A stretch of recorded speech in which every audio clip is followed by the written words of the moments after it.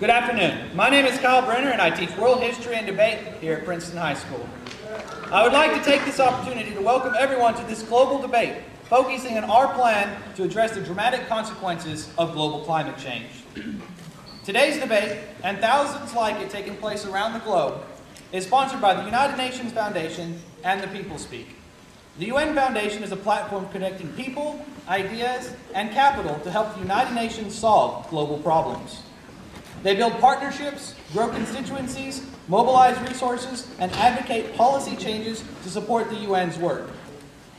Focused on select issues, they are helping decrease child mortality, improving disaster relief, protecting the Earth's biodiversity, creating low-carbon energy future, empowering women and girls, and improving US-UN relations. The People Speak is the UN Foundation's educational campaign to inspire the next generation of global leaders. Through the People Speak initiative, young people organize informed discussions, debates, and grassroots campaigns that find global solutions to global problems. Today's global debate, the largest of all the People Speak activities, will focus on Princeton High School's plan to help save the planet.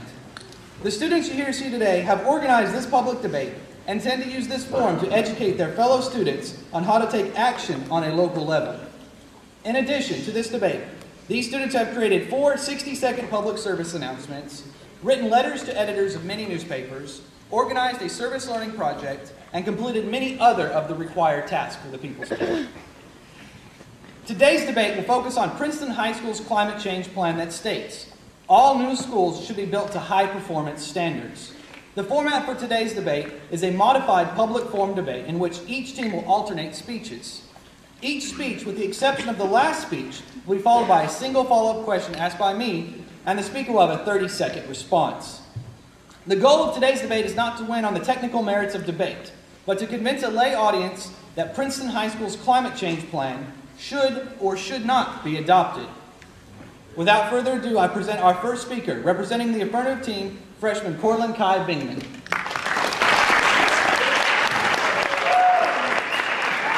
Yeah.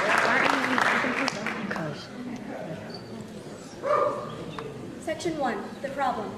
Burning fossil fuels releases emissions into the atmosphere. Some of these emissions cause increased reflectivity of clouds, producing a cooling effect on our atmosphere. When the new, colder air meets with our atmosphere's naturally warmer air, natural disasters such as hurricanes occur.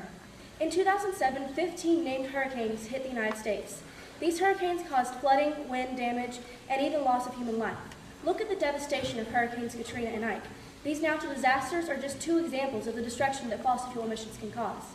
Other emissions can cause global warming and global climate change.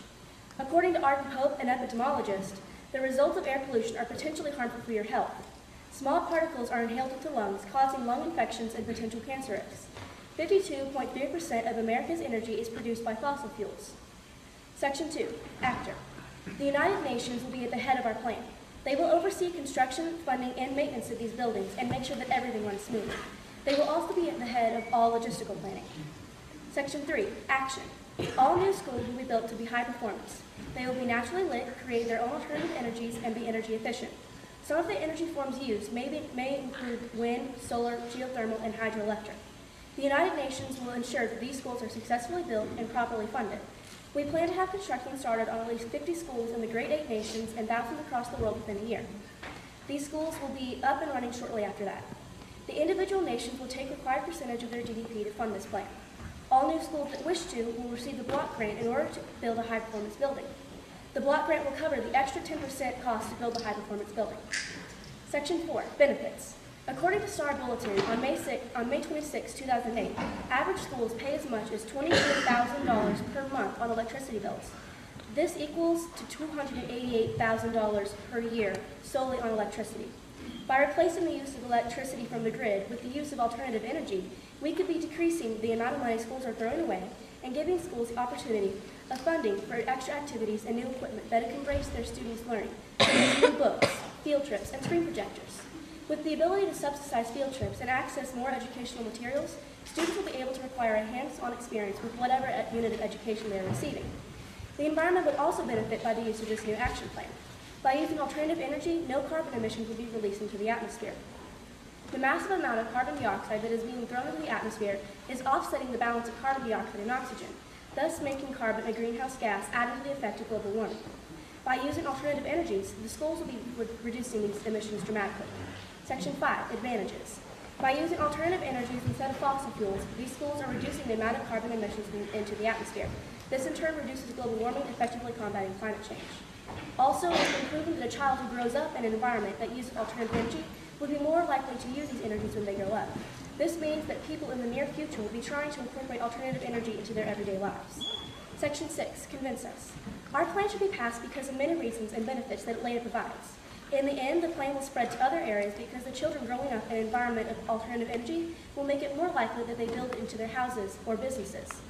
In turn, this will lower environmental problems and even more and further reduce taxes on people living in the area. Also, the schools save money and have the opportunity to make their own money by providing a power grid. They can make money by selling the extra energy that they make.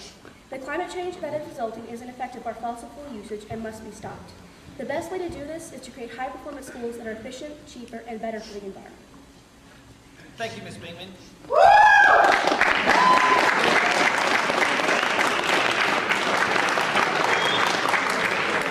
have a very simple follow-up question for you. Could you explain to our audience what exactly a high-performance school is? A high-performance school is a school that is built with alternative energy use inside of it. Instead of using electricity from the power lines and from the grids that we already have, they could be using solar energy, wind energy, hydroelectric energy, and any other kind of energy.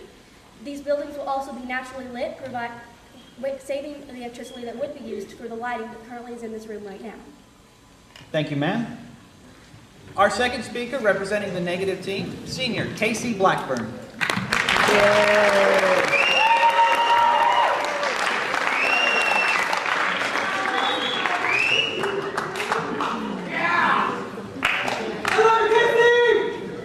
I'll be going through all the arguments in the same order of which they were presented. Section 1, the problem. The idea of global warming and climate shifts seem to be consistently blamed on the human race and our effects we placed on the world. It is an issue that we have no firm proof of its existence yet, as many scientists believe a different theory as the amount of scientists that believe it's global warming and climate shifts. The world is also believed to go through a never-ending cycle of multi-year seasonal climate shifts. Every 20 to 30 years, the planet is believed to go through a consistent shift from a global cooling to a global warming. There is no true blame to place on the human race, as it is a force that is unstoppable, so anything we would do would ultimately be useless. We are just trying to solve for a problem that we don't even know exists currently. Section 2, the actor. The United Nations will not be a good organization to use because they don't have the attendance by all the countries in the world. Also, the United Nations does not have the ability to exercise any sort of legislative power over the member countries. As we can see by the Kyoto Protocol and various other global policies of sorts, not all countries will be apt to actually taking part in this climate action plan. We cannot accomplish anything because the United Nations cannot guarantee anything will happen because the United Nations operates under the willingness of the member countries. Section 3, action. The ramifications concerning the possibility of this plan from taking action are unrealistic. One reason that many of the current alternative energies in existence are either highly expensive or unfeasible because they are currently not a widespread technology that is highly available. We lack the manufacturing that is needed to effectively disperse all of this technology throughout the world. Even if we did have a country that was devoted to producing these technologies cheaply, we would still be faced with multiple tariffs on importing those goods into those countries, and we cannot truly cannot get all this technology throughout the world in a manner that is effective while still maintaining all the incentives that we have for those countries to gain by getting these new implementations of alternative energies. In addition, industrialized nations are very hard to persuade to do things that keep their economies from flowing as they currently do. Section 4, concerning the benefits. While we can see that the benefits of this plan has to offer for the environment, they are not truly enough to put this plan into action. The fact that it would help stop carbon emissions and etc. is undeniable, but the truth is the world runs on economic principles rather than being good Samaritans.